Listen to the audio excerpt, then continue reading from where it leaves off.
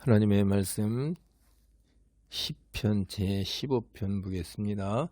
다윗이 지은 시인데 이 시는 일반적으로 이제 성도들이 성전에 들어갈 때 부른 찬송가, 즉 이제 입성시다 뭐 이렇게 얘기를 합니다.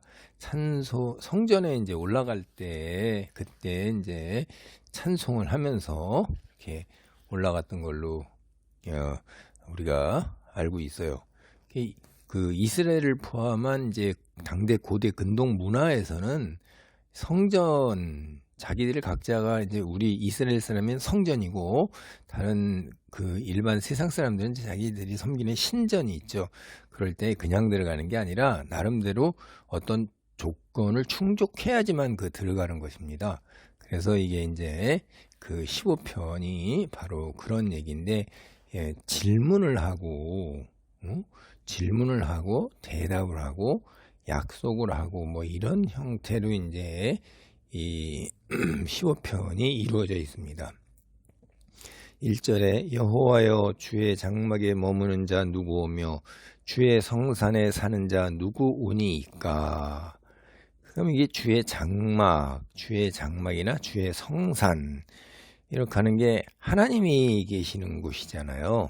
그러면 하나님, 누가 하나님과 함께 있을 수 있습니까? 살 수 있습니까? 뭐 이런 이제 질문의 의도예요. 여기서 누구라는 거는 영어로 보면 who죠, who. 그거보다는 어떠한 사람이냐, 어떤 존재, 그렇죠? 이런 것. 그런 어떤 사람이 하나님과 함께 있을 수 있는가 하는 거를 묻는 것입니다. 우리는 뭐 기본적으로 다 알죠. 하나님의 백성, 하나님의 사람들만이 거기에 들어갈 수 있다 하는 거 다 아는 질문이잖아요. 그렇죠? 그래서 이제 순례자들이 예루살렘으로 가면서 서로를 향해서 계속해서 여호와여 주의 장막에 머무는 자 누구 오며 주의 성산에 사는 자 누구 오니이까 하고 서로 바라보면서 이렇게 반복해서 노래하면서 질문하는 거예요. 그러면 여러분 이제 예루살렘을 향해서 가고 그 다음에 성전이 있는 시온산을 향해서 올라갈 때 답은 우리도 다 아는 것처럼 마찬가지 그들도 주의 백성이요 주의 경건한 사람, 의로운 사람이다라는 걸 아는 거예요. 그러면 그걸 몰라서 묻는 거예요. 자기들이 더 그렇게 경건하고 의로운 하나님의 사람으로 살아야겠다. 주님을 뵙기 위해서 이런 각오를 다지는 거죠. 그래서 드디어 이제 성전 앞에 도착을 했습니다. 성전문을 통과하기 전에 다시 한번 이제 서로 묻는 것입니다. 하나님을 예배할 수 있는 사람은 어떤 사람이냐 하는 거예요. 사실 하나님 성전에 들어가는 사람, 모든 사람들이 다 하나님을 예배하러 성전에 들어갈 수 있습니까? 아닙니다. 소수만이 주님을 예배하러 들어갈 수 있는 거예요. 사람들이 원한다고 해서 모두 다 하나님을 예배할 수 있는 건 결코 아니다. 왜냐하면 그들이 예배한다 할지라도 하나님이 그 예배를 받지 않으십니다. 그래서 지금까지 묻는 질문에 대한 답이 15편 2절로부터 이제 5절 상반절이죠.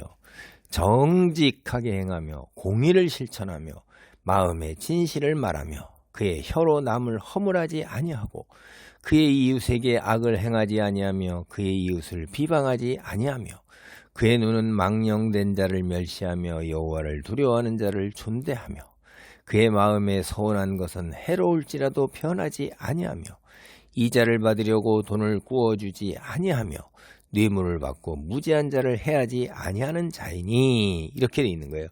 그러니까 여호와여 하나님 앞에 나아갈 수 있는 자, 하나님과 함께 거할 수 있는 자가 누구니까 바로 이러한 사람이다 라고 이제 찬송을 했던 거예요. 근데 이게 다 뭐냐면 대략적으로 이게 10가지 정도라고 그래가지고서 이제 이걸 우리가 뭐 성전 십계명 이런 식으로 부르기도 하는데 성전 입장을 하기 위한 십계명이다 하기도 하고 해 그래요. 모두가 다 행동이에요. 실천이에요. 그렇죠? 정직하게 행하고 공의를 실천하고 진실을 말하고 남을 허물하지 아니하고 악을 행하지 아니하고 비방하지 않고 망령된 자 멸시하고 하나님의 사람들을 존대하고 뭐 이런 식으로 이게 다 행동인데 이게 10가지만 그럼 지키면 다 성전에 입장하고 하나님의 사람이냐? 그렇다는 건 아니죠. 이게 윤리적인 생활이에요. 윤리적인 생활에서 백성에게 요구하는 인류적 기준의 10가지를 갖다가 상징해서 이제 대표적으로 이야기를 하는 거고, 사실 하나님의 백성으로서 하나님의 사람이 되려면 기본적으로 경건 생활과 그 다음에 하나님께 드리는 헌금, 이스라엘 공동체가 유지하고 성전을 유지하기 위해서 그거 당연히 중요한 것입니다. 그래서 경건이나 재물 드리는 일에 대해서는 여기 하나도 나오지 아니하고 공동체 속에서 형제를 향한 윤리적 기준을 얘기하는데 5가지 정도는 굉장히 긍정적인 거예요. 정직, 공의, 진실, 하나님의 자녀를 귀하게 여기고 서원을 지키고, 부정적인 거 이제 비난하지 않고 악을 행하지 않고 비방하지 않고 이자를 받지 않고 뇌물을 받지 않는다. 이렇게 있잖아요. 우리가 여기서 정직이다라는 것은 신명기 18장 13절을 보면 이스라엘과 하나님의 관계를 정의하는데, 너는 내 하나님 여호와 앞에서 완전하라 할 때 원문이 똑같은 거예요. 완전하라, 정직하다, 이게 원문이 같아서 정직한 삶, 하나님과의 관계에서 완벽한 삶, 그렇게 온전하라, 이런 뜻이에요. 이게 가장 기본적인 거죠. 우리가 완벽하지 못하더라도 그렇게 향해서 끊임없이 나가려는 마음 자세와 그렇게 하고자 하는 그 삶, 그걸 이제 하나님께서 우리를 보시는 겁니다. 그 다음에 우리가 이제 의인이 피해야 할 것들을 이제 3, 4절에 금방 얘기하잖아요. 혀, 비방, 악행. 이건 뭐냐면 자기 말에 책임을 져야 되는 거예요. 응? 서원. 자기가 한 말에, 그래서 무책임한 말은 악이 되는 거예요. 상황에 따라서 그때그때 달라요. 이건 안 된다 이 말이에요. 그 다음에 이자라는 것은 하나님께서는 이스라엘 사람끼리 서로 이자를 받는 거, 돈을 빌려주는 걸 금하셨는데, 사실 돈 빌리는 사람들이 가난한 사람이잖아요. 그럼 그 이자까지 갚느라고 더 빚을 지게 되니까. 그리고 또 하나는 형제애를 발휘해라. 그래서 무이자 대출 뭐 이런 거죠. 그런데 신명기 23장 19절로 20절을 보면 주의 백성이라 할 또 이방인에게 돈을 빌릴 때 이자 받는 게 허용이 된 거예요. 근데 이것이 이제 형제에서 이스라엘 사람들끼리 서로 간의 가난의 그 차이가 자꾸 심해지는 것을 예방하기 위해서 그런 거고, 뇌물이라는 건 말할 필요도 없는 사회적 악이고 부조리잖아요. 신명기 16장 20절도 마땅히 공의만을 따르면 내가 살겠고 여호와 하나님 여호와께서 주신 땅 차지하라 그러는데, 뇌물은 모든 공정성, 공의를 갖다가 왜곡시키는 것입니다. 그래서 사회의 기초가 공정해야 되는 거예요. 뇌물은 바로 이런 건데, 이게 지켜지지 않을 경우에 뇌물을, 가난한 사람이 뇌물을 갖다 줄 수 있어요?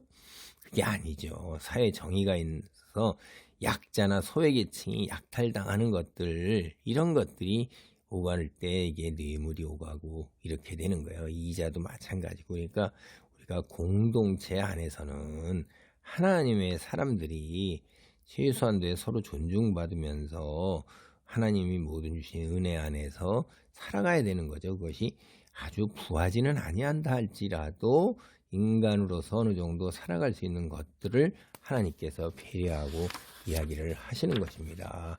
그 다음에 15장 5절, 이 끝부분, 이런 일을 행하는 자는 영원히 흔들리지 아니하리이다. 이게 뭐냐면 삶이 흔들리지 않는다는 게 아니에요. 우리가 살면서 왜 안 흔들립니까? 그러나 그가 영원히 흔들리는 거, 그건 하나님께서 용납하지 않는다 이 말이에요. 때로 우리가 실패하고 넘어지고 흔들린다 할지라도 의인은 영원히 흔들리지 않는다 이 말이에요. 하나님이 모든 것에서부터 보호하신다는 거, 그거보다도 의인은 마침내 종국적으로 하나님과 함께 한다. 그래서 오늘 말씀을 마치겠습니다. 기도합니다. 하나님 감사합니다. 이 시편 15편이 하나님을 예배할 수 있는 사람의 자격에 대해 이야기를 합니다. 의와 진리의 사람은 하나님을 경배하는 사람들은 끊임없이 자신을 돌아보면서 근신하라고 이야기를 합니다. 우리의 일상생활이 우리의 예배가 되어야 한다는 이야기입니다. 누가 하나님의 집에 천국에 들어가기에 합당한 사람인가? 공의와 진리로 살아가는 사람이라는 얘기를 우리에게 일깨웁니다. 바로 이러한 사람이 우리가 될 수 있도록 우리를 붙드시고 보호하시고 어둠으로부터 승리하게 도우소서. 예수님의 이름으로 기도하옵나이다. 아멘.